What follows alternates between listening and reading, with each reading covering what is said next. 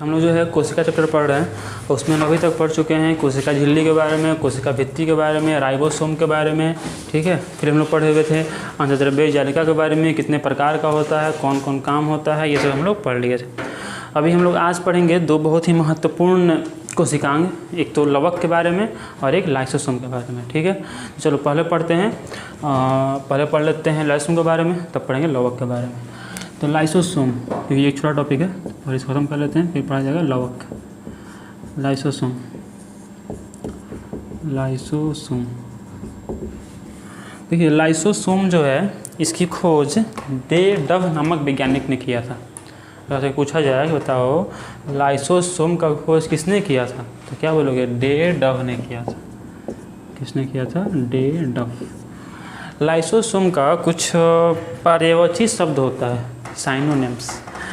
पर्यायवाची शब्द कौन कौन सा होता है? तो इसको बोलते हैं आत्महत्या की थैली। ठीक है, या इसको बोलते हैं परमाणु कोशिका का परमाणु बम। ठीक है, एटम बम ऑफ सेल, या फिर इसको सुसाइडल बैग ऑफ सेल, या फिर इसको स्क्वेंजर ऑफ सेल भी बोलते हैं, मतलब कोशिका का मेहतर बोलते हैं। इस तरह से इसके बहुत सारे पर्यायवाची नाम होते हैं। वैसे आप याद रखिए, आत्महत्या की थैली इसको कहा जाता है, आत्मघाती थैला इसको कहा जाता है। किसको? लाइसोसोम को। खोज किसने किया था इसका? डे डव ने किया था। लाइसोसोम जो है यह एक एकल झिल्ली से घिरा हुआ संरचना है। क्या संरचना है? एकल झिल्ली। तो हम बताए थे कि कोशिका में कुछ कोशिकांग ऐसे होते हैं जिसमें एक ही झिल्ली होती है, कुछ ऐसे होते हैं जिसमें दो झिल्ली होती है। ठीक है, कुछ ऐसे होते हैं जिसमें झिल्ली नहीं होती है, जैसे कि राइबोसोम, सेंट्रियोल, इनमें झिल्ली नहीं पाया जाता है। वहीं अगर हम बात करें तो लाइसोसोम में कितना झिल्ली होता है? एक झिल्ली होता है। माइटोकॉन्ड्रिया, गोल्गी उपकरण में कितना झिल्ली होता है? उसमें होता है आपको दो झिल्ली। तो लाइसोसोम में कितना झिल्ली होता है? एक झिल्ली होता है। तो यह एक एकल झिल्ली से घिरी हुई संरचना होती है। कौन? लाइसोसोम। ठीक है, तो लाइसोसोम जो है, एक बात करें हम सबसे छोटी, लिखना यह सबसे छोटी एकल झिल्ली सहित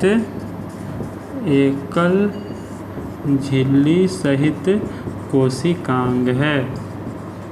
यह सबसे छोटी एकल झिल्ली सहित कोशिकांग है, मतलब एक झिल्ली से घिरा हुआ यह सबसे छोटा कोशिकांग है। कौन? लाइसोसोम। इसका जो साइज होता है, इसका जो माप होता है, ये होता है 0.2 से 0.8 मिलीमीटर। कितना होता है? 0.2 से 0.8 मिलीमीटर होता है। ठीक है, लाइसोसोम जो होता है इसमें बहुत सारे पाचक एंजाइम होते हैं। देखो, लाइसोसोम जो एक्चुअली बना होता है गोल्गी उपकरण का। जब पढ़ाएंगे वो गोल्गी उपकरण, उसमें बताएंगे आपको कि गोल्गी उपकरण से ही बना होता है लाइसोसोम। गोल्गी उपकरण ही रूपांतरित होकर क्या बनाता है? लाइसोसोम बनाता है। गोल्गी उपकरण ही रूपांतरित होकर क्या बनाता है? लाइसोसोम बनाता है। तो जो लाइसोसोम है इसमें बहुत सारे पाचक एंजाइम होते हैं, जैसे कार्बोहाइड्रेजेज, ठीक है, प्रोटीएजेज, लाइपेजेज, बहुत सारे ऐसे कार्बोहाइड्रेजेज जो भी कार्बोहाइड्रेट को पाचन करने वाले एंजाइम है उनको कार्बोहाइड्रेजेज कहा जाता है। जो भी प्रोटीन के पाचन करने वाले एंजाइम है उन्हें प्रोटीएजेज कहा जाता है। जो भी वसा को पाचन करने वाले एंजाइम है उन्हें लाइपेजेज कहा जाता है। तो ऐसे क्या है कि बहुत सारे जो पाचक एंजाइम हैं वो उपस्थित होते हैं किसमें? लाइसोसोम में। लिखना, इसमें अनेक पाचक एंजाइम जैसे कार्बोहाइड्रेजेज, प्रोटीएजेज, लाइपेजेज आदि उपस्थित होते हैं। क्या लिखोगे? कि इसमें अनेक पाचक एंजाइम उपस्थित होते हैं। जैसे कौन कौन? जैसे कार्बोहाइड्रेजेज, और कौन होता है? प्रोटीएजेज, या प्रोटीएज ही बोल सकते। और कौन होता है? लाइपेजेज, या लाइपेज ही बोल सकते, लाइपेज आदि। इसमें अनेक पाचक एंजाइम उपस्थित होते हैं।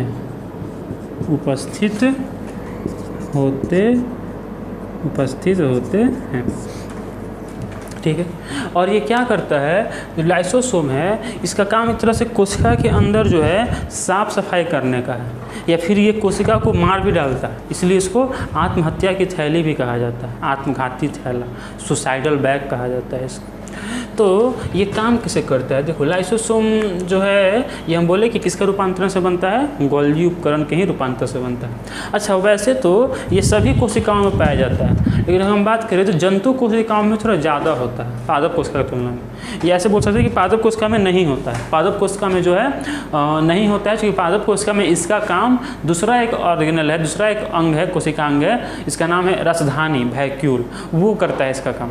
जंतु कोशिका में थोड़ा ज़्यादा होता है। और जंतु कोशिका में भी कुछ कोशिकांग में, कुछ कोशिकाओं में इसकी मात्रा सामान्य से अधिक होती है। किसमें किसमें? तो लिखना वैसे कि यह सभी कोशिकाओं में उपस्थित होता है, लेकिन कुछ कोशिका जैसे कि WBC, ऑस्टियोक्लास्ट, कॉन्ड्रियोक्लास्ट इत्यादि में ये अधिक मात्रा में पाया जाता है। किसमें? लिखना कि ये सभी, लगभग सभी कोशिकाओं में उपस्थित होता है, लेकिन कुछ कोशिकाओं जैसे कि कौन?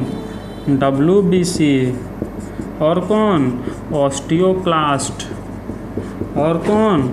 कॉन्ड्रियोक्लास्ट आदि में यह अधिक मात्रा में उपस्थित होता है। WBC समझते हैं? कोशिका, रक्त में उपस्थित एक कोशिका है। रक्त में बेसिकली 3 कोशिका होता है, एक होता है RBC, एक होता है WBC और एक होता है प्लेटलेट्स। वैसे ही ऑस्टियोक्लास्ट क्या है? तो ऑस्टियोक्लास्ट जो है ये जो अस्थि की कोशिकाएं हैं, अस्थि की जो कोशिकाएं हैं उनको मारने वाली कोशिका है, उसको बोलते हैं ऑस्टियोक्लास्ट। देखो अस्थि के अध्ययन को, बोन के अध्ययन को क्या कहते हैं? ऑस्टियोलॉजी कहते हैं, ठीक है। और जिन कोशिकाओं से मिलकर अस्थि बनी होती है उन्हें बोलते हैं ऑस्टियोब्लास्ट, ब्लास्ट। और जो कोशिकाएं अस्थि कोशिकाओं को मारती हैं उन्हें कहा जाता है ऑस्टियोक्लास्ट। तो WBC, ऑस्टियोक्लास्ट, कॉन्ड्रियोक्लास्ट जैसी कुछ कोशिकाओं में इसकी मात्रा अधिक उपस्थित होती है, या इसकी अधिक मात्रा उपस्थित होती है, ठीक है। अब हम बताएं कि इसका मेन काम क्या होता है। इसका मेन काम होता है कोशिका के अंदर साफ सफाई करना।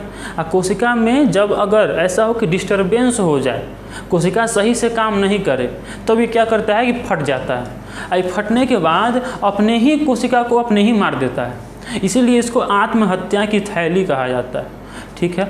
तो इसका कुछ फंक्शन हम लिखवा रहे हैं, इसका क्या क्या कार्य हैं, क्या क्या इसके फंक्शन हैं। तो सबसे पहला काम है इसका ऑटोफेगी, लिख दे ना, ऑटोफेगी, ऑटोफेगी। तो ऑटोफेगी का मतलब क्या हुआ?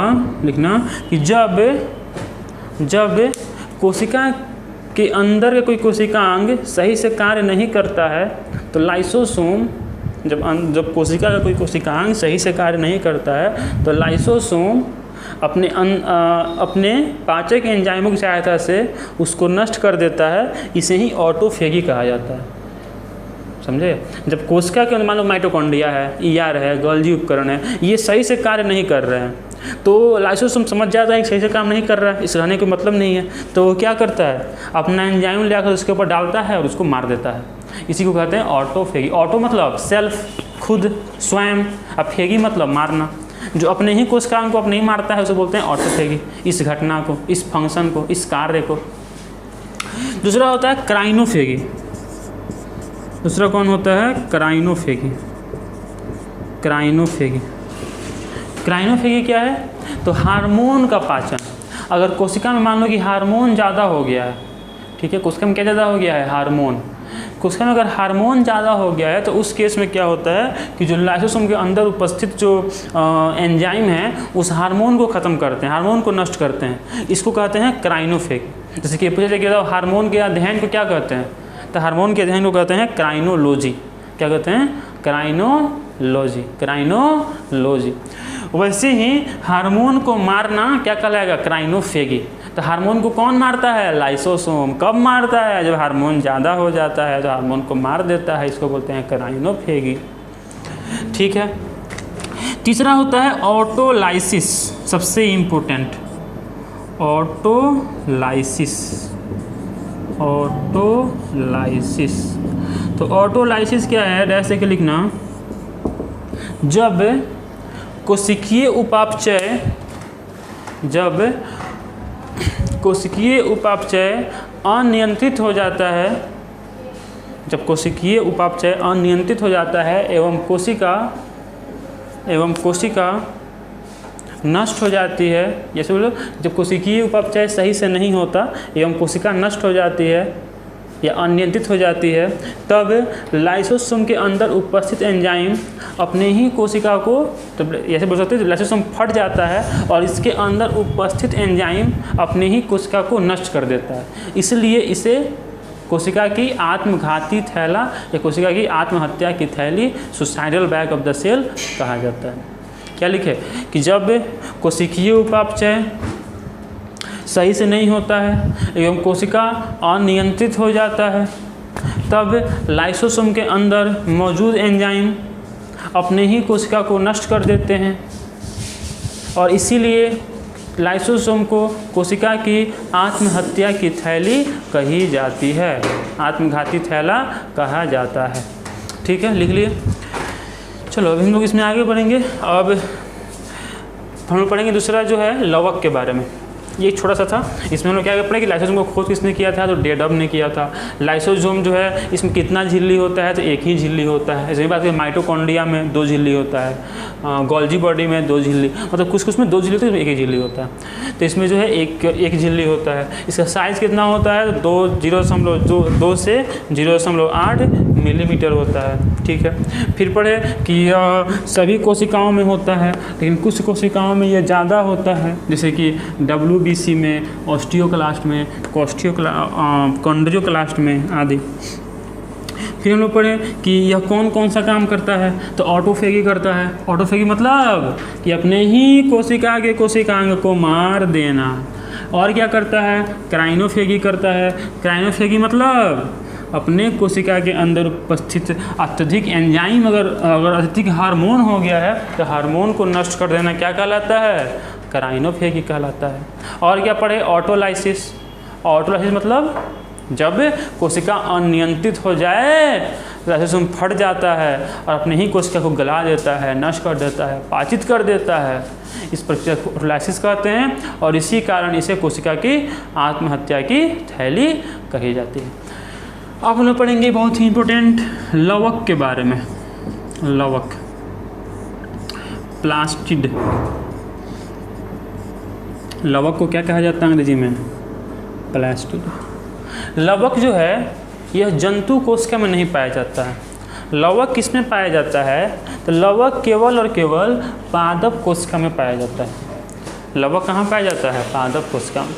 इसके अलावा जो लवक है वह कुछ प्रोटोजोआ में भी उपस्थित होता है। कहाँ होता है, कुछ प्रोटोजोआ में। मतलब लवक जंतु कोशिका में नहीं होता है। लवक कहाँ कहाँ होता है, या तो होता है पादप कोशिका में, और कहाँ होता है, और होता है कुछ प्रोटोजोआ में। ठीक है, ये बोलते कुछ प्रोटिस्ट में, प्रोटिस्टा ग्रुप के कुछ जंतुओं में होता है, युगलीना में होता है। ठीक है, तो लिखना यह पादप एवं युगलीना में उपस्थित होता है। कहाँ कहाँ होता है, पादप में एवं युगलीना में। युगलीना के बारे में थोड़ा सुन लो, युगलीना ना पौधा है ना जंतु है। जैसे कि जंतु का काम क्या है, किसी जीव को मार के खाना। ठीक है, मतलब कि या किसी जीव से या फिर किसी पौधा से अपने भोजन प्राप्त करना, मतलब जंतु का भोजन तरीका ये है। पौधा क्या करता है, पादप क्या करता है, प्रकाश संश्लेषण करता है और अपना भोजन खुद बनाता है। युगलीना ऐसे जीव हैं कि जब सनलाइट रहता है, सूर्य प्रकाश रहता है, तो अपना भोजन वो खुद बनाते हैं। ठीक है, और जब सूर्य प्रकाश नहीं होता है तब वो अन्य जीवों को मार के खाता है। मतलब ये दोनों की तरह कार्य करता है, जंतु की तरह भी और पादप की तरह भी। जब किसी अन्य जंतु को मार कर खाया, मतलब ये अन्य पौधे से अपना भोजन प्राप्त किया, मतलब ये जंतु की तरह व्यवहार किया। और जब ये प्रकाश संश्लेषण किया तो ये पौधे की तरह व्यवहार किया। तो इसको हम ना ही जंतु कहते हैं ना ही पादप कहते हैं। जंतु एवं पादप की बीच की कड़ी है युगलीना। जैसे कि वायरस, विषाणु, वायरस जो है वो ना ही सजीव है ना ही निर्जीव है। वायरस भी क्या है, दोनों के बीच की कड़ी है। जब तक हवा में है निर्जीव है, इससे हमारे अंदर जगह सजीव हो जाता है। तो ना ही सजीव है और ना ही निर्जीव है, सजीव और निर्जीव के बीच का कड़ी है विषाणु। वैसे ही पादप एवं जंतु के बीच का कड़ी है युगलीना। ऐसा माना जाता है कि युगलीना से ही आगे चल के जंतु का और पौधों का विकास हुआ होगा। ठीक है, तो लवक जो है कहाँ कहाँ पाया जाता है, लवक पाया जाता है पादप कोशिका में। लवक कहाँ पाया जाता है, लवक पाया जाता है पादप कोशिका तथा युगलीना में। पादप कोशिका तथा युगलीना में। ठीक है। और इसका काम क्या होता है, तो यह रंग देने का काम करता है। It imparts colour to plants, यह पौधों को रंग देने का, जो कि अलग अलग हम रंग देखते हैं, किसी पौधे का रंग हरा है, किसी पौधे का रंग लाल है, पत्ती का रंग उसका, किसी का पीला है, किसी का लाल है, किसी का ब्लू कलर है, जो भी रंग देखते हैं हम लोग पौधे में, वो सब किसी कारण होता है, लवक के कारण होता है। तो क्या लिखेंगे कि यह पादप को रंग देने का कार्य करता है, रंग देने का कार्य करता है। ठीक है। तो लवक क्या जंतु कोशिका में होता है? नहीं होता। कहाँ कहाँ होता है? पादप कोशिका में होता है, और कहाँ होता है? यूलिना में होता है। अब सुनो, लवक होता है 3 प्रकार का। जो प्लास्टिड होता है, प्लास्टिड लवक, ये होता है 3 प्रकार का। एक को बोलते हैं हरित लवक, एक को क्या बोलते हैं? हरित लवक। अंग्रेजी में कहते हैं क्लोरोप्लास्ट, अंग्रेजी में क्या कहते हैं? क्लोरोप्लास्ट। एक को बोलते हैं वर्णी लवक, वर्णी लवक, अंग्रेजी में कहते हैं क्रोमोप्लास्ट, क्रोमोप्लास्ट। और एक को बोलते हैं अवर्णी लवक, अवर्णी लवक, अंग्रेजी में कहते हैं ल्यूकोप्लास्ट, अंग्रेजी में क्या कहते हैं? ल्यूकोप्लास्ट। तो लवक कितने प्रकार का हुआ? 3 प्रकार का। कौन कौन? हरित लवक, वर्णी लवक, अवर्णी लवक। Chloroplast, chromoplast, leucoplast. जो हरित लवक है, इसमें जो वर्णक पाया जाता है, जो पिगमेंट पाया जाता है, उसका नाम है क्लोरोफिल। क्या नाम है उसका? क्लोरोफिल। वर्णक क्या होता है? पिगमेंट क्या होता है? जो किसी चीज़ को रंग देता है, उसको पिगमेंट कहते हैं, वर्णक कहते हैं। जैसे कि पौधों का रंग हरा क्यों होता है? सबको पता होगा, उसमें क्लोरोफिल होता है। तो क्लोरोफिल क्या है? एक वर्णक है। वैसे हमें रक्त का रंग लाल क्यों है? क्योंकि इसमें हीमोग्लोबिन है। हीमोग्लोबिन भी क्या है? एक वर्णक है।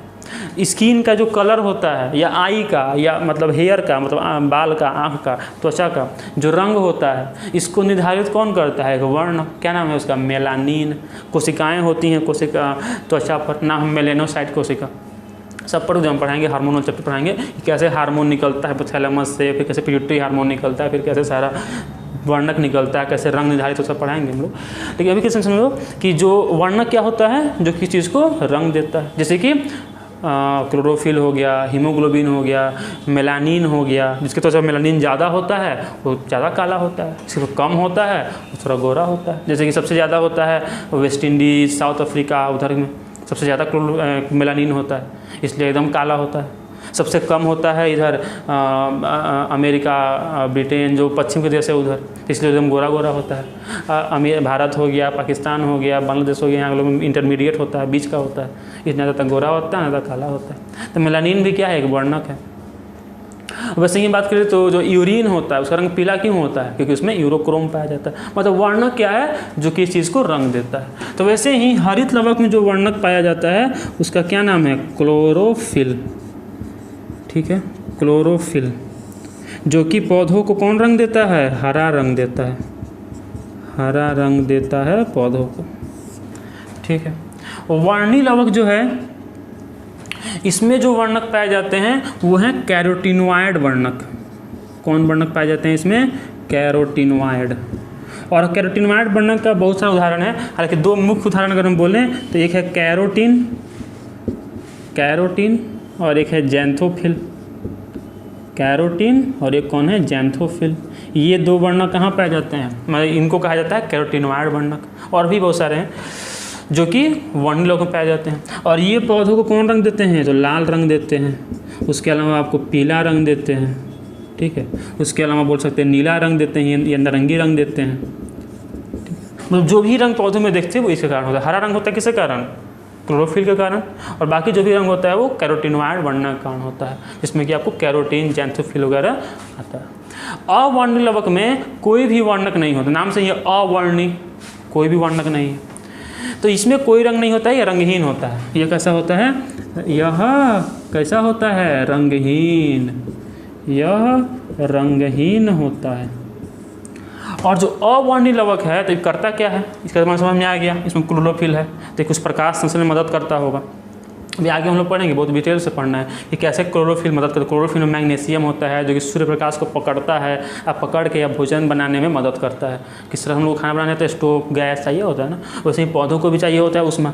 उष्मा उसको कहाँ से मिलता है? सूर्य प्रकाश से मिलता है। और सूर्य प्रकाश से उष्मा को पकड़ता कौन है? तो क्लोरोफिल पकड़ता है। क्लोरोफिल में कौन पकड़ता है? मैग्नीशियम पकड़ता है। ठीक है, तो अवर्णीय लवक में तो कुछ नहीं है, तो करता क्या है? तो अवर्णीय लवक में कुछ नहीं होता है, लेकिन ये पोषक पदार्थों को संचित करने का कार्य करता है। क्या करता है? लिखना कि यह क्या करता है? पोषक पदार्थ को संचित करता है। पोषक पदार्थ को संचित करता है। और ये भी होता है 3 प्रकार का। ठीक है, अगर ये कार्बोहाइड्रेट को संचित करता है तो इसको बोलते हैं मंड लवक, अंग्रेजी में बोलते हैं एमाइलोप्लास्ट। अगर ये प्रोटीन का संचय करता है तब इसको बोलते हैं प्रोटीन लवक, अंग्रेजी में बोलते हैं एल्यूरोप्लास्ट। और अगर ये वसा को क्या करता है? स्टोर करता है तो इसको बोलते हैं वसा लवक, अंग्रेजी में बोलते हैं इलेवोप्लास्ट। मतलब ये 3 प्रकार का होता है। एक होता है मंड लवक, एक होता है वसा लवक, एक होता है वसा लवक, और एक होता है प्रोटीन लवक। एक कौन होता है? प्रोटीन लवक। अंग्रेजी में इसको कहते हैं एमाइलोप्लास्ट, इसको कहते हैं इलेओप्लास्ट, और इसको कहते हैं एल्यूरोप्लास्ट। ठीक है, तो मंड लवक संचय करता है किस चीज़ का? कार्बोहाइड्रेट का। अरे मंड किसको कहा जाता है? कार्बोहाइड्रेट को कहा जाता है ना, स्टार्च को कहा जाता है मंड, तो कार्बोहाइड्रेट का। वसा लवक किस चीज़ से करता है? वसा का करता है संचय। अब प्रोटीन लवक करता है संचय किस चीज़ का? प्रोटीन का। मान लो हम पूछें, बताओ आलू में इसमें से कौन सा लवक पाया जाएगा? एमाइलोप्लास्ट की इलेओप्लास्ट की एल्यूरोप्लास्ट? क्या बोलोगे? एमाइलोप्लास्ट। क्योंकि आलू में क्या होता है? मंड होता है। जैसे मान लो दाल है, दाल जो भी दाल होता है, अरहर मूंग जो भी होता है, उसमें कौन सा लवक होता है? उसमें होता है प्रोटीन लवक। मान लो जो भी तिलहन है, जैसे कि सूरजमुखी है या फिर जो भी तिलहन है, उससे पूछे कि उसमें कौन सा लवक होगा, तो उसमें होगा वसा लवक, इलेवोप्लास्ट। तो ये तो लवक का प्रकार हुआ कि लवक के मुख्य कितने प्रकार हुए? तो मुख्य 3 प्रकार हुए, हरित लवक, वर्णी लवक और अवर्ण लवक। हरित लवक में क्या पाया जाता है? क्लोरोफिल। क्लोरोफिल का रंग कैसा होता है? हरा। ठीक है। वर्णी लवक में क्या पाया जाता है? कैरोटीनॉइड वर्णक, जैसे कि कैरोटीन, ज़ैंथोफिल इत्यादि।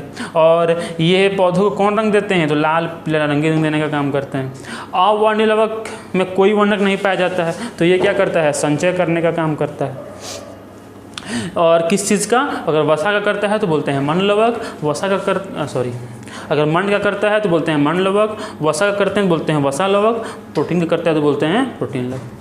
अब हम लोग पढ़ेंगे कि लवक का संरचना कैसा होता है, लवक का स्ट्रक्चर कैसा होता है, लवक की संरचना, लवक की संरचना, स्ट्रक्चर ऑफ प्लांट। इसको लिख लिया, वीडियो को पॉज करके पहले लिख लो, वीडियो को पॉज करके इसको पहले लिख लो, तब आगे पढ़ना।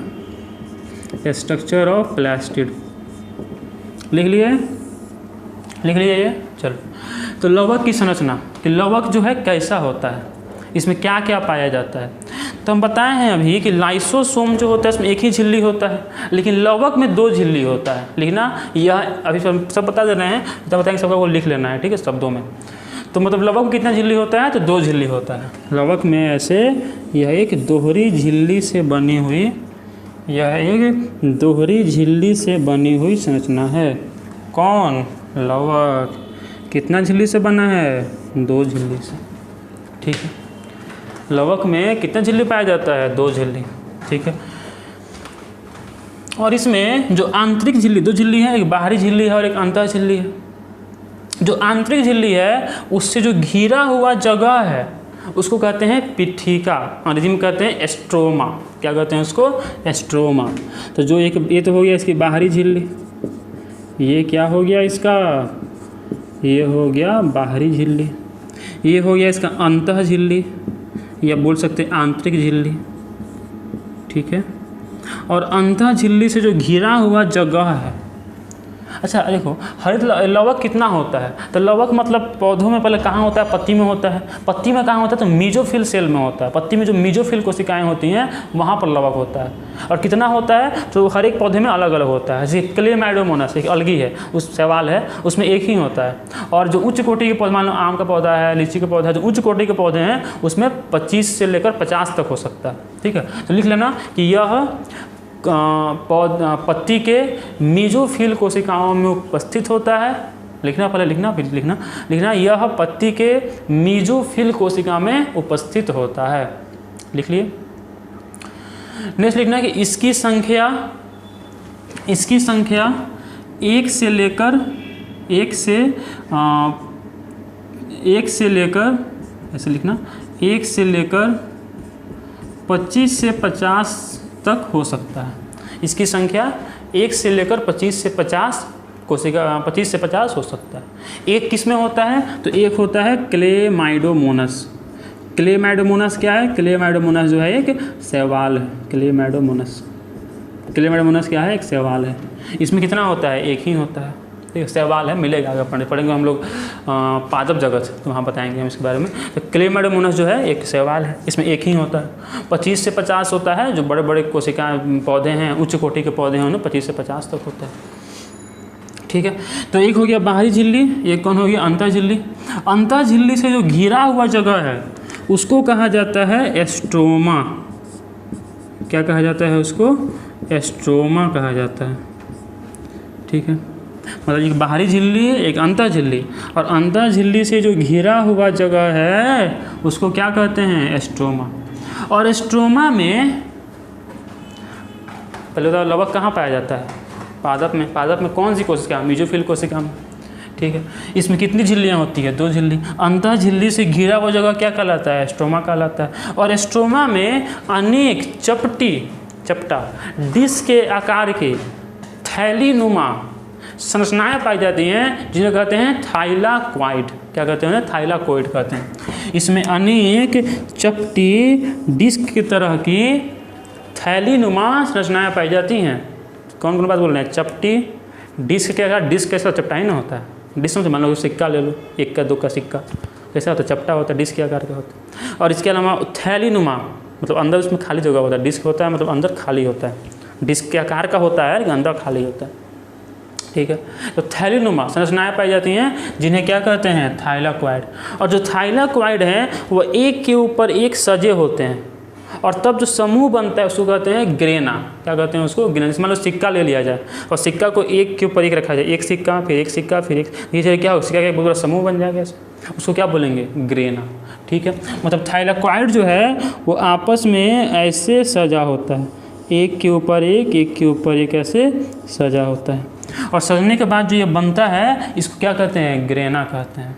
थाइलाक्वाइड क्या है, तो यह चपटी डिस्क के आकार की थैलीनुमा संरचनाएं होती हैं जो कि एस्ट्रोमा में उपस्थित होती हैं, तथा थाइलाक्वाइड एक के ऊपर एक सजी होती हैं। और एक के ऊपर सजने के बाद जिस संरचना का निर्माण होता है उसे ग्रेना कहा जाता है। तो ये मान लो एक ग्रेना हो गया, देखो ये एक ग्रेना हो गया, और इसमें जो ये एक उपस्थित है, एक ये, इसको क्या कहते हैं, थाइलाक्वाइड। ये थाइलाक्वाइड भी बोल सकते हैं, थाइलाक्वाइड स्पेलिंग उसका होता है ये थाइलाक्वाइड। ठीक है, जैसे लिखो इसको, थाइलाक्वाइड। ठीक है, और थाइलाक्वाइड जब एक के ऊपर एक सजते हैं तब जो ये बनता है इसको क्या कहते हैं, इसको कहते हैं ग्रेना। क्या कहते हैं इसको, ग्रेना कहते हैं। ठीक है, अब ये मान लो एक ग्रेना हो गया, ये मान लो दूसरा ग्रेना हो गया, ये दूसरा ग्रेना हो गया। दो जो ग्रेना होते हैं उनके बीच कुछ नलिका व संरचना होती हैं जो दो अलग अलग ग्रेना के थाइलाक्वाइड को आपस में जोड़े होते हैं, जिसको कहा जाता है एस्ट्रोमा लैमिला। क्या कहा जाता है उसको, एस्ट्रोमा लैमिला। मतलब दो अलग अलग ग्रेना के थाइलाक्वाइड को आपस में जोड़ने वाली जो संरचना होती है उसको कहा जाता है एस्ट्रोमा लैमिला। हिंदी में कहते हैं पट्टिकाएँ, पट्टिकाएँ, हिंदी में कहते हैं इनको पट्टिका पट्टिकाएँ, ठीक है, या फिर इसको एस्ट्रोमा पट्टिका भी कह सकते हैं। क्या कह सकते हैं इसको? एस्ट्रोमा पट्टिका। मतलब ये पट्टिका, मतलब ये कि दो अलग अलग ग्रेना के थाइलाक्वाइड को आपस में जो जोड़ने वाली संरचना है उसको क्या कहते हैं? एस्ट्रोमा लैमेला कहते हैं, एस्ट्रोमा पट्टिका कहते हैं। तो क्या क्या देखिए, पहली बात, लवक कहाँ होता है? तो लवक कहाँ होता है? पौधे के पत्तियों के मेसोफिल कोशिका में होता है। कितना हो सकता है? तो एक भी हो सकता है, दो भी, तीन भी, कितना भी हो सकता है। एक किस में होता है? क्लेमाइडोमोनास में। सबसे ज़्यादा 25 से 30 किस में होता है? तो उच्च कोटि के पौधों में। कितनी इसमें ये होती हैं, कितनी इसमें झिल्लियाँ होती हैं? 2 झिल्ली, एक बाहरी झिल्ली, एक अंतर झिल्ली। अंतर झिल्ली से घिरा हुआ जगह क्या कहलाता है? एस्ट्रोमा कहलाता है। एस्ट्रोमा में क्या पाया जाता है? एस्ट्रोमा में अनेक चपटी थैलीनुमा डिस्क के आकार की संरचनाएं पाई जाती हैं, जिन्हें क्या कहते हैं? थाइलाक्वाइड। मान लो कि ये थाइलाक्वाइड है, तो बोले ना कि थैलीनुमा है, अंदर खाली है, इसके अंदर जो खाली जगह होता है उसको कहते हैं अवकाशिका। क्या कहते हैं इसको? अवकाशिका कहते हैं, अंग्रेजी में कहते हैं ल्यूमेन। मतलब थाइलाक्वाइड के अंदर जो खाली जगह होता है, थाइलाक्वाइड के अंदर जो खाली जगह होता है उसको क्या कहते हैं? अवकाशिका कहते हैं। और थाइलाक्वाइड जब एक के ऊपर एक सिक्के की तरह, मान लो एक सिक्का, फिर एक और सिक्का, एक और सिक्का, एक और सिक्का, जब ऐसे थाइलाक्वाइड एक के ऊपर एक सजता है तब जो बनता है उसे कहते हैं ग्रेना। दो अलग अलग ग्रेना के थाइलाक्वाइड को आपस में जो जोड़ता है उसको कहते हैं एस्ट्रोमा पट्टिका, एस्ट्रोमा लैमेला, ठीक है। इसके अलावा इसमें क्या होता है? तो याद होगा, हम बताए थे कि राइबोसोम भी इसमें पाया जाता है। राइबोसोम बताओ कौन पाया जाता है? 80S कि 70S? 70S कहते हैं ना कि 2 राइबोसोम होता है, 80S और 70S। 80S कहाँ कहाँ पाया जाता है? तो 80S पाया जाता है आपको यूकेरियोटिक कोशिका के कोशिका द्रव्य में, ठीक है। और जो ER है, RER, खुरदरी अंतर्द्रव्य जाली, उस पर पाया जाता है। और कहाँ होता है? केंद्र झिल्ली पर होता है। और 70S कहाँ कहाँ होता है? 70S होता है आपको प्लास्टिड के अंदर, लवक के अंदर। और कहाँ होता है? माइटोकॉन्ड्रिया में। और कहाँ होता है? तो प्रोकैरियोटिक कोशिका में। प्रोकैरियोटिक कोशिका में कौन सा राइबोसोम होता है? तो 70S होता है। यहाँ भी कौन सा होता है? तो 70S होता है। 70S की उप इकाई कौन कौन सी होती है? तो 50S और 30S। और 80S का कौन कौन होता है? तो 60S और 40S, सब बात बता चुके हैं राइबोसोम वाले वीडियो में। खैर, तो इसके अंदर भी क्या होता है? राइबोसोम होता है, जो आपस में जुड़ा होता है, ठीक है। इसको कहते हैं पॉलीसोम, मतलब ये राइबोसोम होता है, आपस में जुड़ा होता है। और राइबोसोम किस प्रकार का होता है? तो 70S प्रकार का होता है। इसके अंदर इसमें DNA भी पाया जाता है, समझ ना कि DNA भी कहाँ कहाँ पाया जाता है? DNA पाया जाता है 3 जगह। एक तो पाया जाता है केंद्रक के अंदर, मतलब क्रोमोजोम। क्रोमोजोम क्या है? DNA ही तो है। जब पढ़ेंगे 12th क्लास में हम लोग कि जब DNA आपस में जुड़ता है तो उस DNA जब पैकेजिंग होता है तब क्रोमोजोम बनता है। तो एक तो हो गया केंद्रक के अंदर, और कहाँ हो गया? लवक में। और कहाँ हो गया? माइटोकॉन्ड्रिया में। तो 3 जगह पाया जाता है DNA भी। तो लवक के अंदर भी क्या पाया जाता है? DNA पाया जाता है। लवक के अंदर भी होता है DNA, ठीक है। छोटा सा DNA होता है, गोलाकार DNA होता है, सर्कुलर DNA होता है, ठीक है। और इसके अंदर अगर हम बात करें तो DNA कैसा होता है? सर्कुलर, लिख लेना, सर्कुलर DNA होता है, गोलाकार DNA होता है। बस इतना ही बात है इसके बारे में। इसके अलावा इसमें बहुत सारे एंजाइम होते हैं, ठीक है। और जो थाइलाक्वाइड होता है, इसी थाइलाक्वाइड के जो इसकी झिल्ली है इसी पर पाया जाता है क्लोरोफिल। एग्जाम में आता है क्लोरोफिल कहाँ होता है? बोलो ना कि प्लास्टिक के अंदर क्लोरोफिल भी होता है, या फिर जो भी ये वर्णक होते हैं, तो ये सब कहाँ होते हैं? थाइलाक्वाइड के झिल्ली पर होते हैं। और थाइलाक्वाइड के अंदर जो खाली जगह है उसे क्या कहते हैं? अवकाशिका। या फिर देख लो शुरू से एकदम समझना है इसका। तो प्लास्टिड में कितना झिल्ली होता है? 2 झिल्ली। एक हो गया बाहरी झिल्ली, हो गया अंतर झिल्ली। अंतर झिल्ली से घिरा हुआ जगह क्या कहलाता है? एस्ट्रोमा कहलाता है। क्या कहलाता है? एस्ट्रोमा कहलाता है। एस्ट्रोमा में जो चपटी थैलीनुमा डिस्क के संरचनाएं पाई जाती हैं क्या कहा जाता है? थाइलाक्वाइड कहा जाता है। थाइलाक्वाइड जब आपस में सजता है तो क्या बनता है? ग्रेना बनता है। 2 अलग अलग ग्रेना के थाइलाक्वाइड आपस में जुड़ते हैं किसके द्वारा? एस्ट्रोमा पट्टिका के द्वारा। 2 अलग अलग ग्रेना के थाइलाक्वाइड आपस में जुड़ते हैं किसके द्वारा? एस्ट्रोमा पट्टिका के द्वारा, ठीक है। इसके अलावा इसमें क्या पाया जाता है? राइबोसोम पाया जाता है, किस प्रकार का? 70S प्रकार का। इसके अलावा क्या पाया जाता है? तो सर्कुलर DNA पाया जाता है। यह क्या करता है? तो यही सब काम करता है ना। क्लोरोफिल होता है तो हरा रंग देगा, कैरोटीनॉइड पिगमेंट रहेगा तो ये सब रंग देगा, और अवर्णिल अगर रहेगा तो स्टोर करेगा कार्बोहाइड्रेट, वसा या फिर प्रोटीन को, ठीक है। जितनी बातें हम बोले सब बात लिख लेना कि ग्रेना क्या है? तो थाइलाक्वाइड के एक के ऊपर एक सजने से ग्रेना निर्माण होता है। थाइलाक्वाइड क्या है? तो चपटी थैलीनुमा डिस्क की संरचना होती है, इसके अंदर खाली जगह होता है, उसको अवकाशिका कहते हैं।